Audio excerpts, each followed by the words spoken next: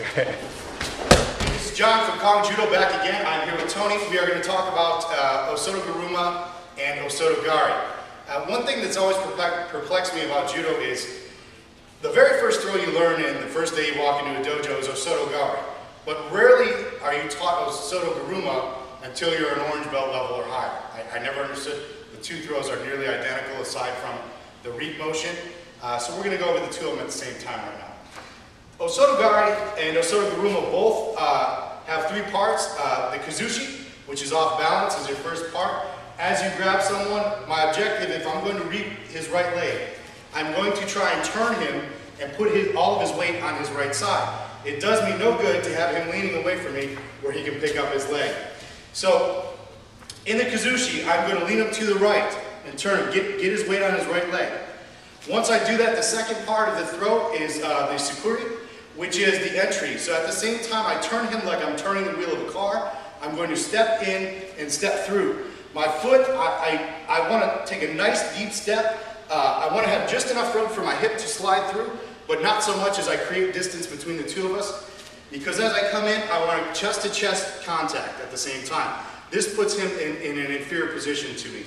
The third part of the throw is the kake, which is the actual reap portion of the throw. And I want to reap nice and high. So we'll start with the Osoto Guruma, 2 feet together. In the instance where you can reap 2 feet at the same time, your opponent, you've tripped them up, they're coming across.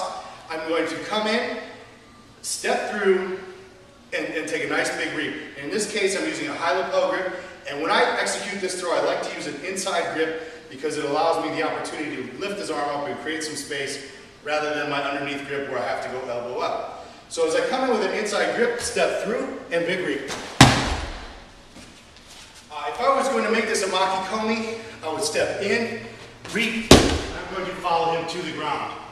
Some of the main mistakes that I see made over and over and over again with either throw, Osoto Gari or Osoto Guruma, is people will have a tendency to come in and they will step out and leave a lot of space in between their upper body. Well, what happens is when I go to try and reap, he ends up with a dominant position and takes me down.